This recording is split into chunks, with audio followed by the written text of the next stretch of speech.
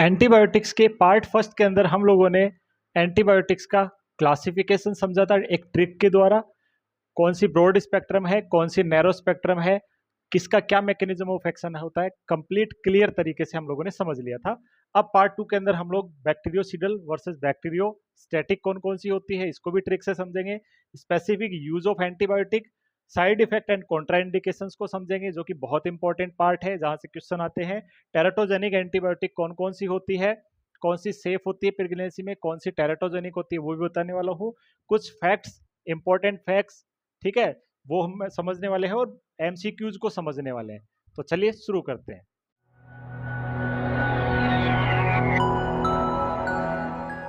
दोस्तों एंटीबायोटिक्स में आगे बढ़ने से पहले मैं आप लोगों से कहूंगा कि पार्ट फर्स्ट को जरूर देख लीजिएगा अगर पार्ट फर्स्ट नहीं देखा है आप लोगों ने एंटीबायोटिक्स से रिलेटेड, क्योंकि वो रिलेटेड है इससे रिलेटेड। ठीक है, वहां पे मैंने एक ट्रिक बताया था, उस ट्रिक से रिलेटेड ही आगे हम लोग चलेंगे। तो अभी इस वीडियो को आप लोग एक बार रोक करके पार्ट फर्स्ट को कंप्लीट कर लीजिएगा, देन आफ्टर ही आप पार्ट टू के ऊपर आना है। ठीक है, अगर आप लोग पार्ट फर्स्ट देख के आए हैं तो कंटिन्यू हम लोग करते हैं, ये सब टॉपिक हम लोग पढ़ने वाला। तो चलिए, पार्ट फर्स्ट में मैंने बताया था कि एंटीबायोटिक्स का क्लासिफिकेशन, जिसमें बताया था ब्रॉड स्पेक्ट्रम और नैरो स्पेक्ट्रम के अंदर, इस ट्रिक के द्वारा मैंने समझाया था, जिसमें यहां तक इस ट्रिक से जो मेडिसिन है वो सभी ब्रॉड स्पेक्ट्रम है और इसके बाद वाली है वो सभी की सभी क्या है, नैरो स्पेक्ट्रम के अंदर आ जाती है। इनके मैकेनिज्म ऑफ एक्शन भी मैंने आपको बताए थे, 5 मैकेनिज्म ऑफ एक्शन होते हैं, जिसमें शुरुआती जो होती है आपके बीटा लैक्टम और ग्लाइकोपेप्टाइड इनहिबिटर, ये दोनों की दोनों जो मेडिसिन आती है वो क्या करती है, सेल वॉल सिंथेसिस को रोकती है, पेप्टिडोग्लाइकेन को रोक देती है। देन आपकी नाइट्रोफ्यूरेंटोइन से फ्लोरोक्विनोलोन्स तक है वो सेकंड मैकेनिज्म ऑफ एक्शन, यानी न्यूक्लिक एसिड सिंथेसिस को रोक देती है, जिसमें ये आरएनए सिंथेसिस को रोकती है, ये डीएनए सिंथेसिस को रोक देती है। देन सल्फोनामाइड में एफओ आता है, तो ये याद रखिएगा, फोलिक एसिड सिंथेसिस को रोक देती है। बाकी ये जो 3 बची, ये तीनों प्रोटीन सिंथेसिस को रोक देती है, ये फोलिक एसिड सिंथेसिस को इनहिबिट करती है।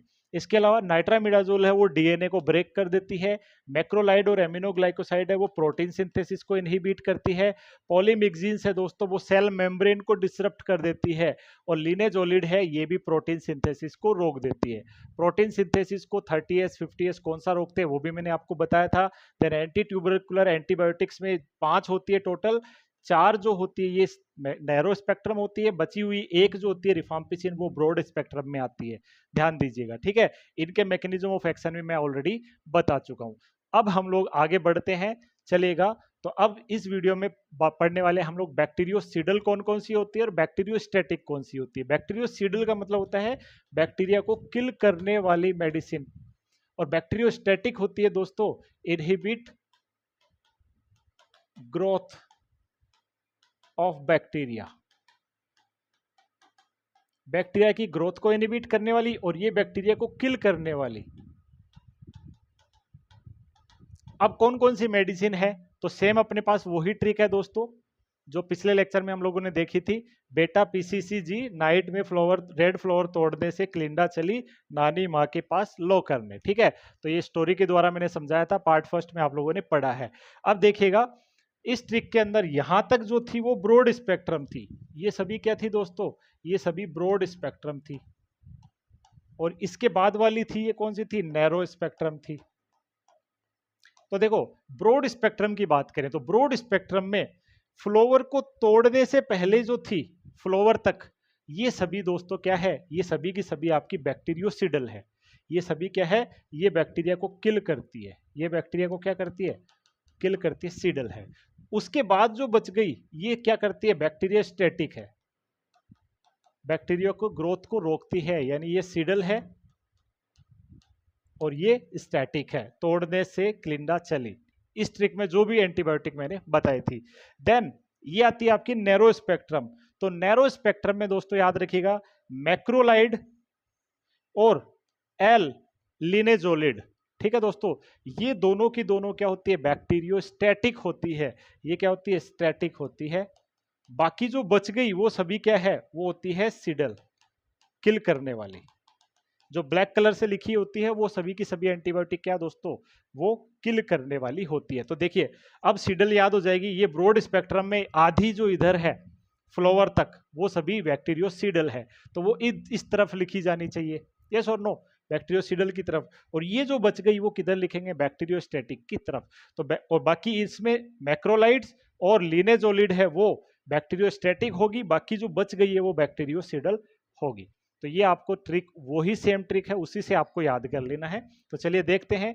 बेटा पीसीसी में आ जाएंगे penicillin, cephalosporin, carbapenem, glycopeptide inhibitor, then nitrofurantoin, rifampicin, और फ्लोवर से हो जाएगा फ्लोरोक्विनोलोन्स। तो देखिएगा ये ट्रिक में आपके आ जाएगा बीटा लैक्टम पूरी आ गई, पीसीसीजी जो मैंने आपको नाम लिया, इसके अलावा नाइट्रोफ्यूरेंटोइन हो गया, देन रिफाम्पिसिन हो गया, फ्लोरोक्विनोलोन्स हो गया, यहाँ तक ठीक है दोस्तों। इसके अलावा टी से टेट्रासाइक्लिन इधर आ जाएगा, एस से सल्फोनामाइड इधर आ जाएगा, क्लिंडा से क्लिंडामाइसिन, चल से क्लोरेम्फेनिकोल बैक्टीरियोस्टैटिक हो जाएंगे। देन नानी से हो जाएगा आपका कौन सा, नाइट्रामिडाजोस, तो ये भी अगेन क्या हो जाएगी, बैक्टीरियोसिडल हो जाएगी। एम से हो जाएगा आपका मैक्रोलाइड, तो मैक्रोलाइड क्या है, ऑलरेडी 2 बताए मैंने, तो ये क्या है दोस्तों, बैक्टीरियोस्टैटिक है। देन ए से हो जाएगा एमिनोग्लाइकोसाइड, तो एमिनोग्लाइकोसाइड है वो दोस्तों बैक्टीरियोसिडल होगी। देन पी से हो जाएगा पॉलीमिक्सिन, तो ये भी क्या है दोस्तों, बैक्टीरियोसिडल होगी। देन एल से लिनेजोलिड, तो लिनेजोलिड इधर आ गई, और ए से हो जाएगा एंटी ट्यूबरकुलर, डब्ल्यू से कुछ नहीं होता है, ठीक है, ए से एंटी ट्यूबरकुलर, वो भी इस साइड आ गई दोस्तों। एंटी ट्यूबरकुलर इधर भी लिखी है, लेकिन एथमाब्यूटोल ओनली, तो केवल एथाम्ब्यूटोल जो होती है, 5 होती है ना एंटी ट्यूबरकुलर जो मैंने पिछले लेक्चर में बताई, उन 5 में से केवल और केवल एथाम्ब्यूटोल है वो बैक्टीरियोस्टैटिक होती है। बाकी जो 4 बच गई, इंस्पायर ट्रिक बताई थी, उस ट्रिक के अंदर बाकी जो 4 बच गई वो क्या होती है, बैक्टीरियोसिडल होती है। ओनली इथाम्ब्यूटोल है वो बैक्टीरियोस्टैटिक होती है, बैक्टीरियोस्टैटिक होती है दोस्तों, वेरी इंपॉर्टेंट। तो इस ट्रिक के द्वारा आपको याद हो गया, सेम ट्रिक है, उसी ट्रिक के अंदर फ्लावर तक है वो सभी क्या है, ब्रॉड स्पेक्ट्रम। ये ब्रॉड स्पेक्ट्रम इतनी सारी है, इनमें से ये किल करने वाली आधी और बैक्टीरिया की ग्रोथ रोकने वाली आधी। नैरो स्पेक्ट्रम के अंदर ये सारी है, इनमें से केवल 2 ही है जो बैक्टीरिया की ग्रोथ को रोकती है, स्टैटिक करती है, वो होगी आपकी मैक्रोलाइड, और L4 होगी लिनेजोलिड। इसके अलावा बाकी जो जितने भी बच गई वो सभी की सभी क्या होती है दोस्तों, बैक्टीरियोस्टैटिक होती है। और एंटी ट्यूबरकुलर में 5 मेडिसिन होती है, जिसको मैंने ट्रिक बताई थी आपको, इंस्पायर, है ना। तो इंस्पायर में आइसोनियाजाइड, स्ट्रेप्टोमाइसिन, पायराजिनामाइड, रिफाम्पिसिन और इथाम्ब्यूटोल, तो ये 5 हो गई। तो इसमें से केवल जो इथाम्ब्यूटोल है वो स्टैटिक है, बाकी सभी किल करने का काम करती है दोस्तों। तो इस ट्रिक को 1-2 बार आप लोग अच्छे से पढ़ लीजिए, अपने दिमाग के अंदर इसको जमा लीजिए, ताकि आपको ये याद हो जाए अच्छी तरीके से। ट्रिक वही सेम है जिससे मैंने ब्रॉड और नैरो स्पेक्ट्रम आपको बताए थे। आई थिंक आपको ये समझ में आ गया, याद हो गया होगा दोस्तों। चलिए अब थोड़ा सा जो मैंने एंटी ट्यूबरकुलर का बताया वो अच्छे तरीके से लिख दिया है। एंटी ट्यूबरकुलर 5 होती है, जिसके लिए ट्रिक बताई थी मैंने, इंस्पायर। इंस्पायर एक वर्ड होता है इंस्पायर इंग्लिश का, जिसके अंदर IN से हो जाएगा आइसोनियाजिड, S से स्ट्रेप्टोमाइसिन, P से पायराजिनामाइड, R से रिफाम्पिसिन, E से अथाम्ब्यूटोल। ठीक है दोस्तों, तो इस ट्रिक के अंदर ऑलरेडी मैंने बताया था अभी अभी कि केवल इथाम्ब्यूटोल है वो बैक्टीरियोस्टैटिक होता है, बाकी सभी बैक्टीरियोसिडल होते हैं। और पिछले लेक्चर में पार्ट फर्स्ट में मैंने बताया था कि केवल और केवल रिफाम्पिसिन ब्रॉड स्पेक्ट्रम है ना, और बाकी सभी क्या थे, नैरो स्पेक्ट्रम थे। तो ये एक एक अपवाद आप याद रखें, बाकी आपको ये याद होने वाला है। इनके मैकेनिज्म ऑफ एक्शन भी मैंने बताए थे आपको, यस और नो। रिफाम्पिसिन बताया ऑलरेडी, ब्रॉड स्पेक्ट्रम में RNA सिंथेसिस रोकते हैं। इसके अलावा फर्स्ट और लास्ट आइसोनियाजाइड और इथाम्ब्यूटोल सेल मेम्ब्रेन को इनहिबिट करते, सॉरी सेल वॉल को, और बीच वाला जो है पायराजिनामाइड वो सेल मेम्ब्रेन को डिसरप्ट करता है। और बच गया कौन, स्ट्रेप्टोमाइसिन। तो स्ट्रेप्टोमाइसिन आता है एमिनोग्लाइकोसाइड में, और एमिनोग्लाइकोसाइड प्रोटीन सिंथेसिस को इनहिबिट करते हैं दोस्तों। समझ में आ गई बात यहाँ तक, चलेगा। अब आगे बढ़ते हैं, एंटीबायोटिक्स के यूजेस, क्या क्या यूजेस हैं एंटीबायोटिक्स के। तो पर्टिकुलर सिस्टम वाइज इनको यूज करते हैं, लाइक मैंने बताया आपको यूटीआई में कौन कौन सी यूज करते हैं। तो यूटीआई में नाइट्रोफ्यूरेंटाइंस को यूज किया जाता है, सल्फोनामाइड्स को यूज किया जाता है दोस्तों, है ना। इसी तरीके से ऐसे जीआई इन्फेक्शन हो जाता है तो मैक्रोलाइड्स वगैरह है। इसके अलावा मेट्रोनिडाजोल, टेनिडाजोल वगैरह यूज करी जाती है। ऐसे सीएनएस इन्फेक्शन हो जाता है तो कौन सी यूज करते हैं, कार्डियोवेस्कुलर में वेनकोमाइसिन वगैरह यूज करते हैं, है ना। तो अलग अलग यूज करे जाते हैं। तो ये कुछ कॉमन यूजेज हैं दोस्तों इनके। जैसे रेस्पिरेटरी ट्रैक्ट इन्फेक्शन हो जाए, जैसे न्यूमोनिया, ब्रोंकाइटिस, साइनोसाइटिस, तो इसमें मोस्टली जो है हम लोग बीटा लैक्टम यूज करते हैं, जैसे एमोक्सिसिलिन हो गया, एमोक्सिक्लेवुलिनेट एक नाम आता है, इसके बारे में बताऊंगा क्लेवुलिनेट क्या है वो आगे बताने वाला हूँ, ठीक है। ऐसे एजिथ्रोमाइसिन है, मैक्रोलाइड आती है, लेवोफ्लोक्सासिन, सेफ्ट्रियोक्सोन, ये कुछ मेडिसिन है जो कि रेस्पिरेटरी इन्फेक्शन के अंदर काम करती है दोस्तों, ठीक है। यूरिनरी इन्फेक्शन के अंदर जैसे मैंने बताया आपको नाइट्रोफ्यूरेंटोइन है, ट्राइमेथोफ्रिन सल्फामेथो टीएमपी एसएमजेड, कॉट्रेमोक्साजोल बताया था मैंने आप लोगों को, सल्फा ड्रग होती है, सल्फोनामाइड, ये मेडिसिन यूटीआईज वगैरह में यूज करते हैं। स्किन इन्फेक्शन हो जाते हैं तो ऑलरेडी मैंने बताया जब पार्ट फर्स्ट में क्लासिफिकेशन बताया, क्लिंडामाइसिन एंड लिनेजोलिड वगैरह यहाँ पे यूज करते हैं। इसके अलावा कार्डियक डिजीज हो जाए तो वैंकोमाइसिन वगैरह, जेंटामाइसिन हुआ, पेनिसिलिन जी हुआ, सेफ्ट्रियोक्सोन वगैरह, ये मेडिसिन दी जाती है सेंसिटिविटी और रेसिस्टेंस टेस्ट करने के बाद। हर मेडिसिन का जो यूज है वो सेंसिटिविटी और रेसिस्टेंट टेस्ट जो होता है, कल्चर टेस्ट जो होता है, उसको करने के बाद ही करते हैं दोस्तों, ठीक है। जीआई ट्रैक्ट जैसे टाइफॉइड इन्फेक्शन डिजीज हो जाए तो वहां पे सिप्रोफ्लोक्सासिन, क्लैरिथ्रोमाइसिन, एजिथ्रोमाइसिन, मेट्रोनिडाजोल वगैरह यूज करते हैं।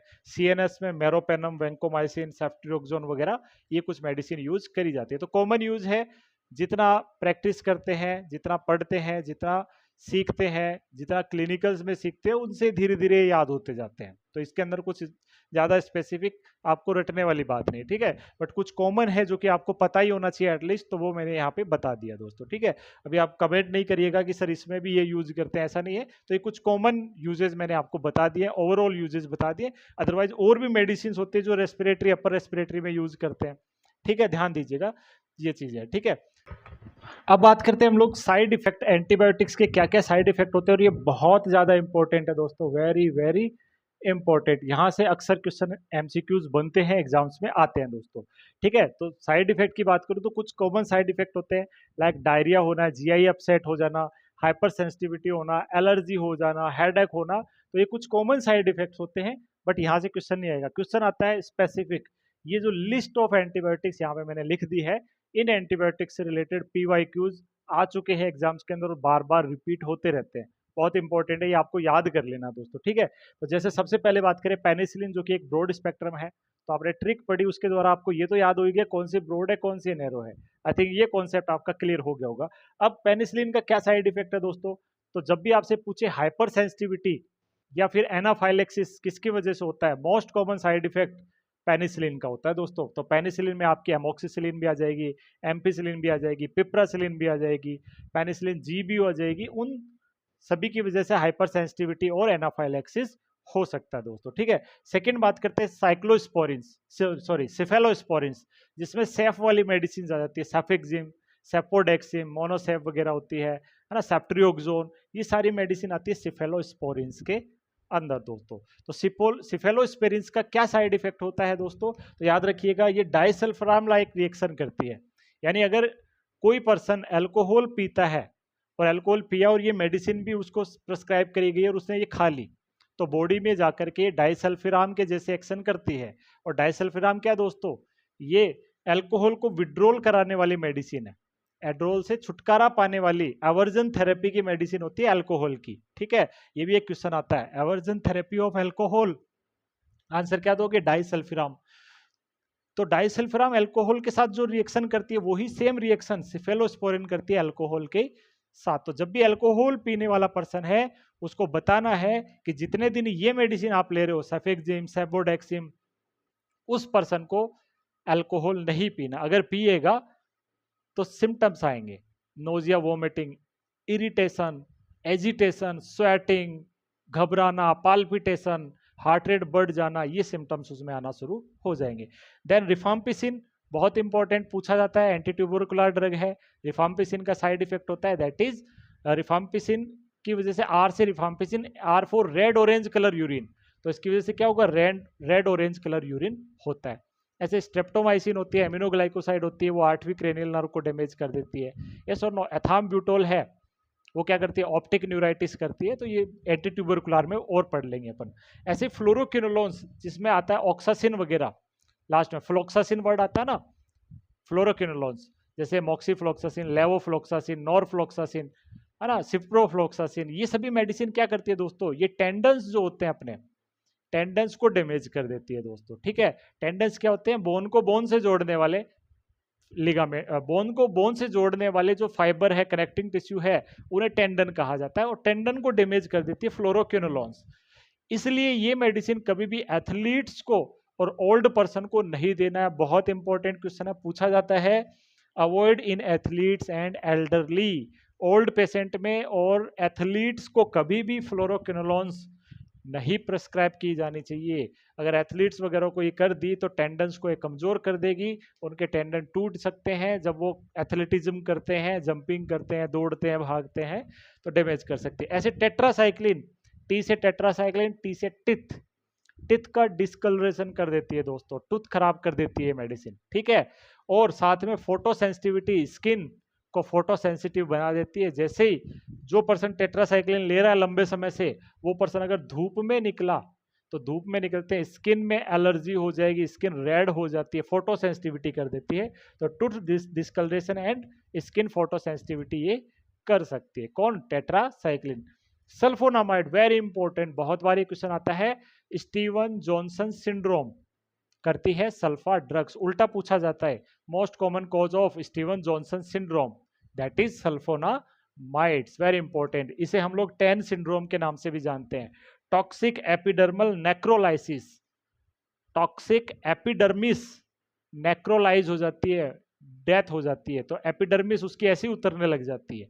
देखा है जैसे सांप की कैचुली उतरती है, वैसे स्किन उतरने लग जाती है। That is known as toxic epidermal necrolysis. इसे हम लोग स्टीवन जॉनसन सिंड्रोम कहते हैं, ठीक है दोस्तों। और ये सल्फोनामाइड्स का एक मोस्ट कॉमन साइड इफेक्ट है। देन क्लोराम्फेनिकोल, बहुत बार पूछा जाता है दोस्तों। Grey baby syndrome, grey baby syndrome करता है। क्लोराम्फेनिकोल्स क्या करते हैं? एक्चुअली बोन मैरो को डैमेज करते हैं, और बोन मैरो अगर डैमेज होगी तो अपनी ब्लड सेल्स बनाने वाली जो मदर सेल्स होती है वो डिस्ट्रॉय हो जाएगी। तो बॉडी में WBC, RBC, प्लेटलेट तीनों ही कम हो जाएंगे, जिसे हम लोग बोलते हैं एप्लास्टिक एनीमिया। क्या कहा जाता है? अप्लास्टिक एनीमिया कहा जाता है। उस वजह से ग्रे बेबी सिंड्रोम, बच्चा जो होता है वो ग्रेइश कलर का पैदा होता है, that is known as grey baby syndrome. Vancomycin है दोस्तों, वो रेड मैन सिंड्रोम कर देती है। क्या कर देती है? Red man syndrome. अब एक ब्लू मैन सिंड्रोम भी होता है, वो भी मैंने आपको पढ़ा रखा है। अगर आप कंटिन्यू मेरे लेक्चर्स देख रहे हो तो कमेंट करके बताइएगा ब्लू मैन सिंड्रोम कौन सी मेडिसिन करती है। थोड़ा सा हिंट दे देता हूं, एंटी डिसरिथमिक मेडिसिन मैंने पढ़ाई थी आपको 4 कैटेगरी की। यस और no? Sodium channel blocker, beta blocker, potassium channel blocker, calcium channel blocker, और कुछ मिसलेनियस। तो उसमें पोटेशियम चैनल ब्लॉकर थी ना, उसमें ये आती थी एक मेडिसिन, नाम आप लोग बताइए कमेंट करके अगर आपको याद आ गया है। तो वो मेडिसिन क्या करती है? ब्लू मैन सिंड्रोम करती है, ठीक है दोस्तों, तो जरूर कमेंट करिएगा। मैक्रोलाइट्स, मैक्रोलाइट्स के अंदर आते हैं आपके बहुत सारे मेडिसिन जिसमें थ्रो वर्ड आ जाता है, अजिथ्रो, क्लैरिथ्रो, है ना, ये मेडिसिन आ जाती है। और मैक्रोलाइट्स है वो हार्ट, हार्ट पे इफेक्ट डालती है। हार्ट के अंदर ECG जब करते हैं ना तो QT प्रोलोंगेशन कर देती है, QT इंटरवल को बढ़ा देती है, याद रखिएगा। इसलिए रिस्क ऑफ कार्डियक डिसरिथमिया यहाँ पे बना रहता है। और QT प्रोलोंगेशन वो हाइपोकैल्सीमिया का साइन है। किसका साइन है? हाइपोकैल्सीमिया। वैसा ही साइन मैक्रोलाइड्स की टॉक्सिसिटी से भी देखने को मिलता है दोस्तों, पूछा जाता है, याद रखिएगा, वेरी इंपॉर्टेंट। एमिनोग्लाइकोसाइड, बहुत बार ये क्वेश्चन पूछा जाता है। एमिनोग्लाइकोसाइड जैसे amikacin, neomycin, gentamicin, kanamycin, streptomycin, tobramycin, ये सभी मेडिसिन क्या करती है? अपने 8वीं क्रेनियल नर्व को डैमेज कर देती है, जो कि होती है ऑडिटरी क्रेनियल नर्व, है ना, तो जिससे पर्सन को सुनाई देना बंद हो जाता है। और साथ ही साथ ये किडनी को भी डैमेज करती है। तो nephrotoxicity as well as ototoxicity, oto मतलब ईयर, ओटोटॉक्सिसिटी डीफनेस कोज कर देती है, ठीक है। लास्ट बची मेट्रोनिडाजोल, एम से मेट्रोनिडाजोल और एम से मेटेलिक टेस्ट। तो पर्सन का जो टेस्ट है ना मेटल जैसा हो जाता है जब इन मेडिसिन को ज्यादा लंबे समय तक लेता है। और ये सभी क्वेश्चन PYQs है, पूछे हुए क्वेश्चन है, प्रीवियस ईयर क्वेश्चन है, ठीक है दोस्तों, पूछे जाते हैं, तो इसलिए मैंने एक साथ लिख दिए हैं, याद रखिएगा। स्पेसिफिक यूज यहाँ पे लिख दिया, और भी हो सकते हैं, है ना, बट मोस्ट कॉमनली जो पूछे जाते हैं वो मैंने यहाँ पे आपको बता दिए। चलिए आगे बढ़ते हैं। नेक्स्ट, कॉन्ट्रा इंडिकेशन, कब एंटीबायोटिक नहीं दी जाती है? तो अगर किसी पर्सन को हाइपर सेंसिटिविटी हो, ऑलरेडी नॉन हाइपर सेंसिटिविटी है, कई लोगों को होता है सल्फर ड्रग से हाइपर सेंसिटिविटी, तो उन्हें सल्फोनामाइड नहीं देते हैं। कई लोगों को पेनिसिलिन से हाइपर सेंसिटिविटी है तो पेनिसिलिन नहीं देते हैं, और वैसे भी पेनिसिलिन तो हाइपर सेंसिटिविटी कर देती है। यस और नो? 8 साल से छोटे बच्चे को भी बहुत कम केसेस में एंटीबायोटिक हम लोग देते हैं। इसके अलावा प्रेगनेंसी में भी कुछ मेडिसिन नहीं देते क्योंकि ये टेराटोजेनिक हो सकते हैं। कौन कौन सी नहीं देते वो ट्रिक से आगे बताने वाला हूँ। ठीक है दोस्तों, तो ये कुछ कॉन्ट्रा इंडिकेशन है। Previous hypersensitivity, active viral infection, बहुत important question point. Viral infection में एंटीवायरल देते हैं ना कि एंटीबायोटिक, लेकिन बहुत सारे फिजिशियन है वो गलत प्रैक्टिस करते हैं। जब भी कॉमन कोल्ड फ्लू का पेशेंट जाता है तुरंत एंटीबायोटिक लिख के दे देते हैं, जबकि नीड ही नहीं है एंटीबायोटिक। कॉमन कोल्ड फ्लू तो अपने आप ही सेल्फ लिमिटिंग है, 3 से 5 दिन में अपने आप ठीक हो जाते हैं दोस्तों। ठीक है, नहीं हो रहे हैं तब जाकर के एंटीबायोटिक दी जाती है। हो सकता है बैक्टीरियल इन्फेक्शन हो गया हो, है ना, लेकिन बहुत गलत प्रैक्टिस हो रही है, बहुत माल प्रैक्टिस होती है कि वायरल इन्फेक्शंस में भी एंटीबायोटिक दे देते हैं लोग। तो कॉन्ट्रा इंडिकेटेड है, नहीं देनी चाहिए दोस्तों। उल्टा इम्यूनिटी को कमजोर कर देंगे, रेसिस्टेंस डेवलप हो जाएगी, एंटीबायोटिक काम करना बंद कर देती है। तो ये चीजें सही होनी चाहिए इंडिया के अंदर। ठीक है, नेक्स्ट, 8 साल से छोटे बच्चों में टेट्रासाइक्लिन वगैरह नहीं देते हैं। ठीक है, टेट्रासाइक्लिन क्यों नहीं देते हैं? मोस्टली बीटा लैक्टम सेफ होती है 8 साल से छोटे बच्चे के लिए। बीटा लैक्टम में जो भी मैंने पढ़ाई आपको वो मोस्टली सेफ है, लेकिन टेट्रासाइक्लिन वगैरह है, क्लोरेम्फेनिकोल वगैरह है, ये नहीं देते 8 साल से छोटे बच्चों को। प्रेग्नेंट वुमेन को कौन कौन सी नहीं देंगे? फ्लोरोक्विनोलॉन्स ट्रिक से बताऊंगा आगे। टेट्रासाइक्लिन, सल्फोनामाइड्स, क्लोरेम्फेनिकोल, एमिनोग्लाइकोसाइड्स, ये प्रेगनेंसी में नहीं देते हैं क्योंकि दे ऑल आर टेरेटोजेनिक। अभी लिख लो, आगे ट्रिक से बताने वाला हूं, उसी ट्रिक से। ठीक है, उसी ट्रिक से बताने वाले हैं। चलिए नेक्स्ट, लीवर डिजीज में सेफ्ट्रियोक्सोन वगैरह नहीं देते, और एल्डरली में कौन सी नहीं देंगे? फ्लोरोक्विनोलॉन्स। क्यों? क्योंकि ये टेंडन को डैमेज करती है, अभी अभी तो बताया मैंने आपको। ठीक है, टेंडन्स को डैमेज कर देती है, इसे एल्डरली और एथलीट्स को फ्लोरोक्विनोलॉन्स नहीं लेनी चाहिए दोस्तों। तो ये कुछ कॉन्ट्रा इंडिकेशंस है जो कि जनरलाइज्ड कॉन्ट्रा इंडिकेशन है, जो आपको पता होना चाहिए। यहाँ से क्वेश्चन आते हैं, इसको भी मैं आगे बता दूंगा। चलिए नेक्स्ट बात करते हैं टेरेटोजेनिक। जो अभी भी मैंने बताया ये सभी मेडिसिन टेरेटोजेनिक है ना। तो टेरेटोजेनिक का मतलब क्या होता है? ड्रग और medicine that harm the foetus if taken by pregnant mother. Pregnant mother ले लेती है तो फीटस को वो हार्म कर सकते हैं। ठीक है, वो टेरेटोजेनिक। अब कौन कौन सी एंटीबायोटिक, जितनी भी क्लास ऑफ एंटीबायोटिक मैंने आज पढ़ाई है वो इस ट्रिक के द्वारा पढ़ाई है आप लोगों को, यस और नो? तो इस ट्रिक के अंदर यहां तक है ये ब्रॉड स्पेक्ट्रम है, और इसके आगे वाली है वो नैरो स्पेक्ट्रम है, और ये वाली कौन सी है? ब्रॉड स्पेक्ट्रम है, यस और नो दोस्तों? तो ब्रॉड स्पेक्ट्रम के अंदर ये जो है ये सभी क्या करती है? टेरेटोजेनिक है। ये सभी क्या है दोस्तों? टेरेटोजेनिक है। और नैरो स्पेक्ट्रम के अंदर वन एंड ओनली एमिनोग्लाइकोसाइड, ये क्या है? टेरेटोजेनिक है। इतना तो याद रख ही सकते हो कि नैरो स्पेक्ट्रम में वन एंड ओनली एमिनोग्लाइकोसाइड है, वो टेरेटोजेनिक है। जबकि ब्रॉड स्पेक्ट्रम में आधी, आगे वाली आधी, पहले वाली आगे, उधर वाली आधी नहीं, वो टेरेटोजेनिक नहीं है, वो सेफ है। Yes, they are safe in pregnancy, safe in pregnancy. Pregnancy में इनको दिया जा सकता है दोस्तों। जबकि ये सभी क्या है? टेरेटोजेनिक है। फ्लोरोक्विनोलॉन्स, टेट्रासाइक्लिन, है ना, और इसके अलावा सल्फोनामाइड, क्लोरेम्फेनिकोल, एमिनोग्लाइकोसाइड, नैरो की एक ही है जो कि होती है टेरेटोजेनिक। तो ये लिस्ट अपने पास आ गई, फ्लोरोक्विनोलॉन्स, टेट्रासाइक्लिन, सल्फोनामाइड, क्लोरेम्फेनिकोल और aminoglycoside, they all are teratogenic. Trick से आपको याद हो गया। ठीक है दोस्तों, अब क्या टेरेटोजेनिसिटी कोज करती है? तो ये भी हमें पता होना चाहिए। फ्लोरोक्विनोलॉन्स है वो कार्टिलेज डैमेज करती है, और हमने अभी भी पढ़ा टेंडन भी डैमेज करती है, हाँ, समथिंग कनेक्टिव टिश्यू डैमेज करने वाली। तो कार्टिलेज भी डैमेज करती है टेंडन्स के साथ में, तो फीटस के कार्टिलेज डैमेज कर देगी, फीटस में माल फॉर्मेशन कोज कर देती है।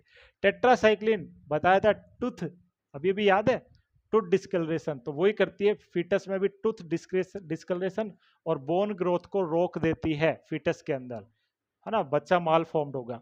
सल्फोनामाइड बहुत डेंजरस है प्रेगनेंसी में भी और वैसे भी।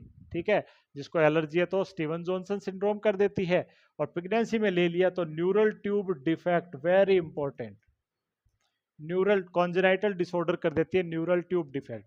लेकिन पैदा होने के बाद अगर बच्चे को दे दी तो उसमें कर्निक्टेरस कर देगी, बिलरुबिन की मात्रा बढ़ा देगी, जॉन्डिस कर देगी, और वो जॉन्डिस ब्रेन को डैमेज कर देगा, that is known as kernicterus. Chloramphenicol already बताया, grey baby syndrome, aplastic anaemia कर देता है, एप्लास्टिक एनीमिया। एप्लास्टिक एनीमिया का मतलब होता है तीनों blood cell RBC WBC platelet कम हो जाना, क्योंकि बोन मैरो डैमेज कर देता है। एमिनोग्लाइकोसाइड है, ऑलरेडी बता चुका हूं, ऑटोटॉक्सिसिटी करती है, 8th क्रेनियल नर्व को डैमेज करती है, ऑलरेडी मैंने साइड इफेक्ट में बता दिया है। तो ये सारे के सारे इफेक्ट होते हैं, ये भी आपको याद होने चाहिए, और कौन कौन सी होती है वो भी याद होना चाहिए दोस्तों, ठीक है। तो इसमें ब्रॉड स्पेक्ट्रम में ये रेड के बाद आगे वाली फ्लोरोस है, ये सभी टेरेटोजेनिक है, और नैरो के अंदर केवल एमिनोग्लाइकोसाइड है, वो क्या होती है दोस्तों, टेरेटोजेनिक है। तो इस प्रकार से आपको ये याद हो जाएगा, रटना नहीं पड़ेगा, बस एक ट्रिक याद रख लो, उस ट्रिक के द्वारा आपको याद हो जाएगा दोस्तों। अब बात करते हैं नेक्स्ट, सुपर बग्स क्या होते हैं। एक टर्म है सुपर बग्स। तो बग्स का मतलब हो गया कुछ ना कुछ माइक्रोब्स। तो कुछ बैक्टीरिया ऐसे होते हैं दोस्तों जो कि एंटीबायोटिक से रेसिस्टेंस प्राप्त कर लेते हैं, उन्हें हम लोग सुपर बग्स कहते हैं। कुछ स्पीसीज ऑफ बैक्टीरिया होते हैं जो रेसिस्ट हो जाते हैं पर्टिकुलर एंटीबायोटिक्स से, उन्हें हम लोग सुपर बग्स कहेंगे, है ना। सुपर नाम हो जाता है, जैसे आदमी इंसान को मैन कहते हैं, लेकिन मैन से अच्छी खासियत रखने वाला क्या कहलाएगा, सुपरमैन कहलाएगा। ऐसे ऐसे सुपर बग्स, ऐसे बैक्टीरिया जो कि रेसिस्ट हो गए, उन पे एंटीबायोटिक्स का असर नहीं होता, उन्हें सुपर बग्स कहते हैं। Yes, they are strains of bacteria, viruses, parasites and fungi that are resistant to most of the antimicrobial agent like antibiotics, antifungal, antiviral और other medicines। कुछ एग्जांपल आपके सामने, often found in hospital setting, like hospitals के अंदर बहुत बार देखा जाता है स्यूडोमोनास, है ना, स्टेफाइलोकोकस, ये सभी है। तो ऐसे ही स्टेफाइलोकोकस ओरियस, ऐसे स्टेफाइलोकोकस ओरियस, तो जैसे मर्सा, मेथिसिलिन रेसिस्टेंस स्टेफाइलोकोकस ओरियस। तो देखो एक बैक्टीरिया हुआ करता था स्टेफाइलोकोकस ओरियस, हॉस्पिटल में बहुत पाया जाता है, बहुत ज़्यादा लोड में होता है ये, और एक होता है स्यूडोमोनास, बहुत ज़्यादा होते हैं हॉस्पिटल्स के अंदर। तो ये बैक्टीरिया में पहले जो शुरुआत में है वो पेनिसिलिन इसकी चॉइस थी। इसको कौन मार सकती थी, पेनिसिलिन, इसको मार देती थी पेनिसिलिन। लेकिन धीरे धीरे पेनिसिलिन का यूज इतना बुरी तरीके से लोग करने लग गए, लोग क्या, हेल्थ वर्कर्स करने लग गए, डॉक्टर्स करने लग गए पेशेंट्स के ऊपर, कि अब इस बैक्टीरिया के ऊपर पेनिसिलिन का कोई असर नहीं होता है। और अब नहीं बात कर रहा हूं, आज से 30-40 साल पहले से इसका असर होना बंद हो गया, ठीक है दोस्तों। अब इसको मारने के लिए, क्योंकि पेनिसिलिन से रेसिस्टेंस हो गया, तो अब एक मेडिसिन आई मेथिसिलिन। अब कौन सी मेडिसिन आई, मेथिसिलिन।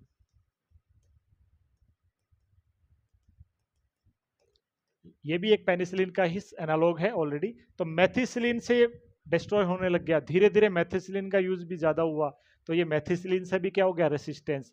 अब इसको बोलने लगे MRSA, methicillin resistance staphylococcus aureus, yes और नो। उसके बाद में आई वेंकोमाइसिन, कौन सी आई, वेंकोमाइसिन। वेंकोमाइसिन इसको डिस्ट्रॉय करने लग गई थी, लेकिन इसका भी दुरुपयोग हुआ, क्योंकि हॉस्पिटल में बहुत ज्यादा है, हॉस्पिटल एक्वायर्ड इन्फेक्शन में बहुत ज्यादा इसका रोल है, तो वो उससे भी ये रेसिस्टेंस हो गया। अब इसको बोलने लग गए हम लोग वेंकोमाइसिन रेसिस्टेंस स्टेफाइलोकोकस। तो ये जो वर्षा है VRSA, vancomycin resistance staphylococcus Orius, ये एक सुपर बग की कैटेगरी में आने लग गया है। यानी एक ऐसा बैक्टीरिया जो ज्यादातर एंटीबायोटिक से क्या हो चुका है, रेसिस्ट हो चुका है दोस्तों, ठीक है। तो ध्यान दीजिएगा, तो इन जैसे बैक्टीरियाज को हम लोग, कुछ वायरसेज होते हैं, कुछ फंगस होते हैं, उनको सुपर बग्स कहा जाता है। एक टर्मिनोलॉजी आपको पता होना चाहिए। अगली टर्म है ऑर्फन ड्रग, ऑर्फन अनाथ ड्रग। तो ऑर्फन ड्रग वो ड्रग कहलाती है जो किसी एक specific rare disease, rare disease को ठीक करने के लिए दी जाती है, उन्हें ऑर्फन ड्रग कहा जाता है। तो देखिए ऑर्फन ड्रग क्या है, they are pharmaceutical agent develop to treat certain rare medical disease या कंडीशन, उन्हें उनको ऑर्फन डिजीज कहते हैं, और उन ड्रग्स को ऑर्फन ड्रग कहा जाता है। जैसे कि टोब्रामाइसिन जो कि एक एमिनोग्लाइकोसाइड है, वो सिस्टिक फाइब्रोसिस में देते हैं, सिस्टिक फाइब्रोसिस डायरेक्ट लंग्स के थ्रू पल्मोनरी में दिया जाता है, सिस्टिक फाइब्रोसिस। ऐसे कोलिस्टिन होते हैं जो मैंने ऑलरेडी बताया था पार्ट फर्स्ट में, ये multi drug resistance gram negative bacteria infection में इसको दिया जा सकता है दोस्तों। ऐसे और भी एग्जांपल्स है जो कि ऑर्फन ड्रग्स कहलाते हैं। ठीक है, तो ये कुछ एग्जांपल मैंने आपको दे दी समझाने के लिए जस्ट। ठीक है, तो ये ऑर्फन ड्रग्स होती है। अब बात कर लेते हैं कुछ एंटीबायोटिक्स के फैक्ट्स। ठीक है दोस्तों, तो पहला फैक्ट है, काफी बार ये क्वेश्चन आता है, ये जो पर्सन है ये क्या है, फ्लेमिंग है ना। तो ये जो फ्लेमिंग्स जो है, इन्होंने पहली एंटीबायोटिक जो कि पेनिसिलिन थी उसको डिस्कवर किया था 1928 में, है ना। अलेक्जेंडर फ्लेमिंग है इनका नाम, पूरा नाम। और इन्होंने 1928 में फर्स्ट एंटीबायोटिक जो कि पेनिसिलिन थी, एक फंगस पे ये प्रैक्टिकल कर रहे थे, उसका नाम था पेनिसिलियम नोटेटम। और लंदन के अंदर सेंट मेरी हॉस्पिटल में ये प्रयोग कर रहे थे, तो वहां पे इन्होंने गलती से मेडिसिन खोज दी। ठीक है दोस्तों, और ये मेडिसिन एंटीबायोटिक कहलाई, और इस एंटीबायोटिक का नाम था पेनिसिलिन। दूसरा फैक्ट की बात करें, ये पहला फैक्ट हो गया। सेकंड फैक्ट आता है सेफ स्ट्रेटेजी। अब सेफ स्ट्रेटेजी क्या है दोस्तों, तो सेफ स्ट्रेटेजी एक डिजीज होती है ट्रैकोमा, आई डिजीज है, क्लेमाइडिया ट्रैकोमेटिस नाम के एक माइक्रोब के द्वारा होती है, उसमें भी एंटीबायोटिक देते हैं। तो इस सेफ में क्या करते हैं, एस का मतलब होता है सर्जरी, आई सर्जरी, ए का मतलब होता है एंटीबायोटिक। तो कौन सी एंटीबायोटिक देते हैं, तो ए से एंटीबायोटिक, ए से एजिथ्रोमाइसिन, वेरी इंपॉर्टेंट। तो ये क्वेश्चन कई बार आता है, WHO की, वर्ल्ड हेल्थ ऑर्गेनाइजेशन की सेफ स्ट्रेटेजी जो कि अगेंस्ट ट्रैकोमा डिजीज होती है, उसके अंदर कौन सी एंटीबायोटिक यूज करते हैं, तो ए फॉर एजिथ्रोमाइसिन। एफ का मतलब फेस धोना बार बार, और ई का मतलब एनवायरमेंट को साफ सुथरा रखना। तो ये 4 स्ट्रेटेजीज दी थी सेफ स्ट्रेटेजी में WHO ने, जिसमें एंटीबायोटिक यूज करते थे हम लोग एजिथ्रोमाइसिन, जो कि इसकी चॉइस होती है। बहुत बार ये क्वेश्चन आता है, ध्यान दीजिएगा। तो सेफ का मतलब हो जाएगा, एस का मतलब सर्जरी, ए का मतलब एंटीबायोटिक, कौन सी एंटीबायोटिक, एजिथ्रोमाइसिन। एफ का मतलब फेस को धोना बार बार, ई का मतलब एनवायरनमेंट, आसपास की चीजों को साफ सुथरा रखना, ताकि ट्रैकोमा एक पर्सन से दूसरे पर्सन में ना फैले। ये सुनो, और ट्रैकोमा है वो आई के कॉर्निया को डैमेज करने वाली एक डिजीज है, बहुत घातक डिजीज है, ध्यान दीजिएगा। तो इसको कुछ पुअर कंट्रीज में ट्रैकोमा अभी भी पाया जाता है, तो वहां पे इन चीजों को अप्लाई करके ट्रैकोमा से राहत पाई जा सकती है। क्वेश्चन आता है इसमें कौन सी एंटीबायोटिक यूज करते हैं, एजिथ्रोमाइसिन यूज करते हैं। आगे कुछ और फैक्ट की बात करूं, तो यहाँ पे आते हैं चॉइस ऑफ एंटीबायोटिक। अलग अलग कंडीशन में कौन सी एंटीबायोटिक चॉइस होती है। सबसे पहले ड्रग ऑफ चॉइस ऑफ मर्सा, अभी अभी बताया, मेथिसिलिन रेसिस्टेंस स्टेफाइलोकोकस के लिए क्या देते हैं, वर्सा। क्या देते हैं दोस्तों, वेंकोमाइसिन देते हैं। क्या देते हैं, वेंकोमाइसिन देते हैं। Then drug of choice in pseudomonas again मैंने बोला हॉस्पिटल में बहुत ज्यादा पाया जाता है। ठीक है दोस्तों, तो स्यूडोमोनास इन्फेक्शन हो जाता है तो हम लोग देते हैं पी से स्यूडोमोनास और पी से पिप्रासिलिन और एमिनोग्लाइकोसाइड भी समटाइम यूज कर ले, बट फर्स्ट चॉइस यही होती है, ध्यान दीजिएगा। ठीक है, then anaerobic and protozoal infection हो जाए या हेलमेंथिक इन्फेक्शन हो जाए, तो मैंने बताया था क्लासिफिकेशन के दौरान, वहां पे कौन सी यूज करते हैं दोस्तों, मेट्रोनिडाजोल, है ना। नाइट्रामिडाजोल का एग्जांपल है, दैट इज मेट्रोनिडाजोल यहाँ पे यूज करी जाती है। Then drug of choice for atypical pneumonia, तो न्यूमोनिया के केस में भी हम लोग एजिथ्रोमाइसिन ही यूज करते हैं, अगेन सेफ स्ट्रेटेजी वाली एजिथ्रोमाइसिन। सेफेस्ट इन प्रेगनेंसी, तो प्रेगनेंसी में सेफ कौन सी होती है, तो ब्रॉड स्पेक्ट्रम की शुरुआत वाली, और शुरुआत वाली कौन सी है, बीटा लैक्टम, जिसमें आपकी आ जाएगी penicillin, and second one is cephalosporin. ये सेफ एंटीबायोटिक होती है, प्रेगनेंसी में इनको दिया जा सकता है दोस्तों। ठीक है, कौन सी नहीं देनी है, तो लास्ट वाली नहीं देनी है, जो मैंने आपको ट्रिक के द्वारा बताया था, यस और नो, जिसमें आपके टेट्रासाइक्लिन, सल्फोनामाइड, है ना, वो मेडिसिन आती थी। Contraindicated in pregnancy, already ये जो है fluoroquinolones, tetracycline, sulfonamide, chloramphenicol, aminoglycoside, trick के द्वारा मैंने बताया, ये मेडिसिन नहीं देते हैं प्रेगनेंसी के अंदर दोस्तों। ठीक है, तो ये कुछ इंपॉर्टेंट पॉइंट हो गए। ऐसे बात करूं, बीटा लैक्टमेज इनिबिटर कौन से होते हैं, तो आप लोगों ने कई बार देखो ये मेडिसिन देखी होगी, नाम आता है जैसे एमोक्सिक्लेव, आपने खूब सुना होगा, एमोक्सिक्लेव ये सुनो, तो उसमें क्या आता है, एमोक्सिसिलिन प्लस क्लेवुलेनेट आता है, क्लेवुलेनिक एसिड आता है। ऐसे आप लोगों ने सुना होगा पिप्रासिलिन टेजोबैक्टम, ये देखिए एग्जांपल है पिप्रासिलिन टेजोबैक्टम का। तो ये टेजोबैक्टम क्या है, टेजोबैक्टम क्या? तो पिप्रासिलिन तो एंटीबायोटिक है, ऐसे एमोक्सिसिलिन भी एंटीबायोटिक है, लेकिन ये टेजोबैक्टम क्या है और क्लेवुलेनेट क्या है? तो क्या ये एंटीबायोटिक है? जी नहीं, ये एंटीबायोटिक नहीं। पहली बात तो ये कहलाते हैं lactamase inhibitor, beta lactamase inhibitor. Beta lactam group को डिस्ट्रॉय करने वाला एक एंजाइम होता है बीटा लैक्टमेज, और ये बीटा लैक्टमेज एंजाइम है वो बैक्टीरिया के द्वारा प्रोड्यूस किया जाता है, तो जो कि इन बीटा लैक्टम को डिस्ट्रॉय कर देता है। उस एंजाइम को डिस्ट्रॉय करने वाले केमिकल्स होते हैं ये। समझाता हूं दोबारा से दो एग्जाम्पल के द्वारा। फर्स्ट एग्जाम्पल है पिप्रासिलिन टेजोबैक्टम। तो पिप्रासिलिन तो बीटा लैक्टम हो गई, और टेजोबैक्टम वो क्या है? बीटा लैक्टमेज इनहिबिटर है। तो यहाँ पे क्या होते हैं?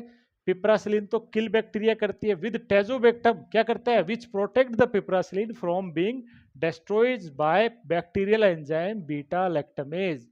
बैक्टीरिया का एंजाइम सिक्रीट करता है जिसे बीटा लैक्टमेज कहते हैं, जो कि बीटा लैक्टम को डिस्ट्रॉय कर देता है। बीटा लैक्टम मतलब पिप्रासिलिन, एमोक्सिसिलिन, है ना, उनको डिस्ट्रॉय करने वाला एंजाइम।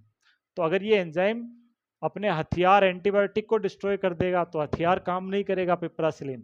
समझ में आई बात? इसलिए पिप्रासिलिन के साथ क्या जोड़ दिया? टेजोबैक्टम जोड़ दिया। तो टेजोबैक्टम क्या कर रहा है? इस एंजाइम को जो कि बैक्टीरिया बना रहा है उसको डिस्ट्रॉय कर देता है, उसको इनहिबिट कर देता है। ध्यान दीजिएगा, ठीक है। तो अगर कभी आपसे एमसीक्यू में पूछा जाए कि एक पर्सन है ऐसे ऐसे, उसको पिप्रासिलिन टेजोबैक्टम दी जा रही है, तो टेजोबैक्टम इनमें से क्या है? तो एक ऑप्शन मिलेगा, it is beta lactamase inhibitor. It is beta lactamase inhibitor, answer दे दीजिएगा, ठीक है दोस्तों। ऐसे एमोक्सिसिलिन, क्लेवुलेनेट, एमोक्सीक्लेव बहुत बार नाम सुना होगा। तो एमोक्सिसिलिन तो एंटीबायोटिक है, बीटा लैक्टम है, लेकिन क्लेवुलेनेट एंटीबायोटिक नहीं है, ये बैक्टीरियल एंजाइम से इसको बचाती है। तो ध्यान दीजिएगा, clavulanic acid which protect the amoxicillin from being destroyed by bacterial enzyme beta lactamase. Very important. तो बीटा लैक्टेमेज इनहिबिटर होते हैं आपके ये क्लेवुलेनेट और टेजोबैक्टम।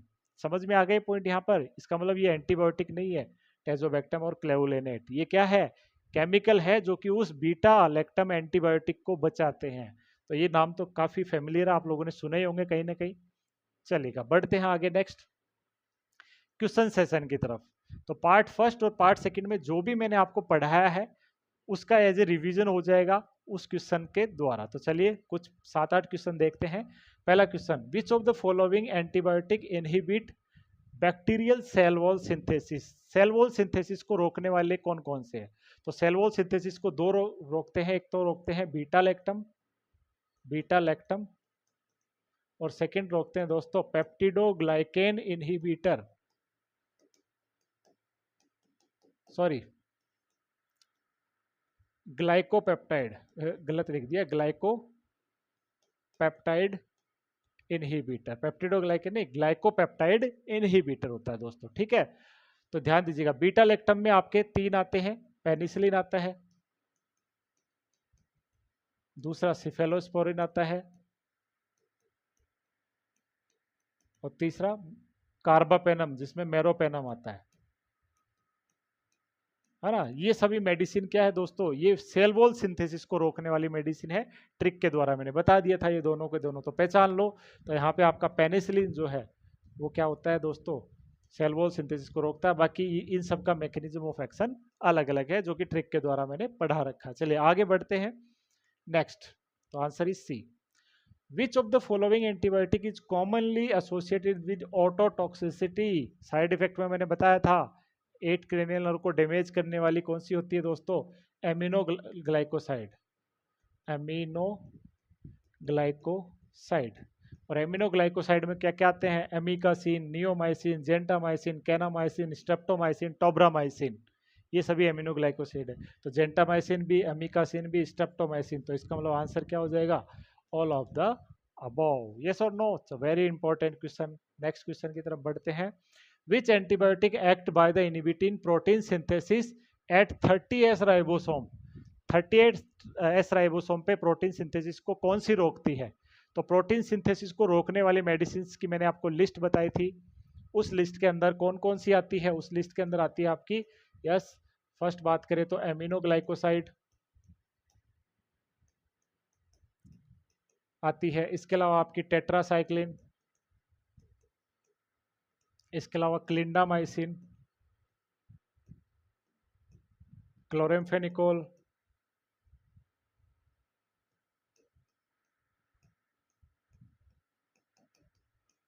है ना, ये मेडिसिन आ जाएगी। इसके अलावा आपकी मैक्रोलाइड्स, और इसके अलावा आपकी लिनेजोलिड, ये सभी मेडिसिन प्रोटीन सिंथेसिस को इनहिबिट करने वाली मेडिसिन होती है बच्चों। ठीक है, अब इनमें से मैंने ट्रिक बताई थी, आपको क्या याद रखना है, एट 30 रेस्ट 50,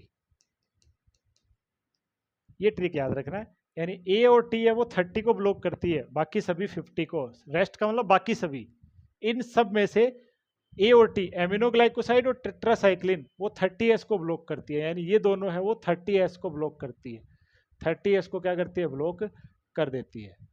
ठीक है, तो इसमें ढूंढ लो, आपको ऑप्शन में मिल जाएगा टेट्रासाइक्लिन। सिंपल है, वेरी इंपॉर्टेंट। समझ में आ गया, बहुत हार्ड क्वेश्चन है ये, बट समझ के पढ़ोगे तो इजी लगेगा। बढ़ते हैं अगले क्वेश्चन की तरफ। तो ये ट्रिक है at 30 rest 50। Next, which of the following is bactericidal, कौन सी इनमें से बैक्टीरियोसिडल है। तो जो अपनी ट्रिक मैंने आपको पढ़ाई थी, इस ट्रिक के अंदर मैंने बताया था यहां तक है ये सभी ब्रॉड स्पेक्ट्रम है, और इसके आगे ये सभी नैरो स्पेक्ट्रम है।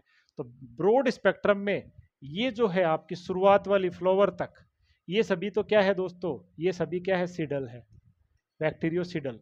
और उसके बाद वाली है ये क्या है, स्टैटिक है। और नैरो स्पेक्ट्रम में केवल और केवल ये है वो है स्टैटिक है, बाकी सभी क्या है दोस्तों, बाकी सभी क्या है, बैक्टीरियोसिडल होती है दोस्तों। ठीक है, ध्यान दीजिएगा। अब इसमें लिनेजोलिड है, ये भी आपकी सीडल स्टैटिक होती है, ये भी क्या है, स्टैटिक होती है। तो अब देखो, इस ट्रिक से आपको पता लग जाएगा ऑलरेडी, अगर ये ट्रिक आपको याद है, बैक्टीरियोस्टैटिक सीडल पूछा है इसके अंदर, तो सीडल के अंदर देखो एरिथ्रोमाइसिन मैक्रोलाइड में आती है, तो ये नहीं होगा।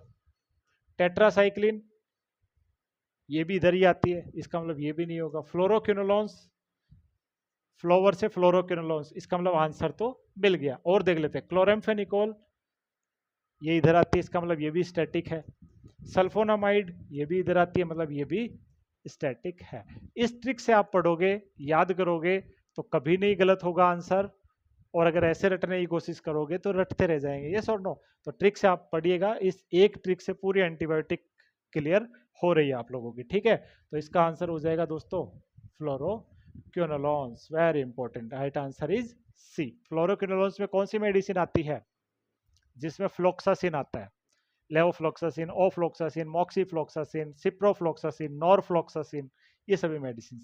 चलिए अगला question, which antibiotic is associated with grey baby syndrome. तो ग्रे बेबी सिंड्रोम बता दिया मैंने ऑलरेडी, कौन है, क्लोरेम्फेनिकोल करती है। बाकी ये रेड मैन सिंड्रोम करती है ना, टेट्रासाइक्लिन टूथ डिस्कलरेशन वगैरह करती है। ठीक है, ध्यान दीजिएगा। चलिए आगे बढ़ते हैं, जेंटामाइसिन एमिनोग्लाइकोसाइड है, तो ये क्या करती है, ऑटोटॉक्सिसिटी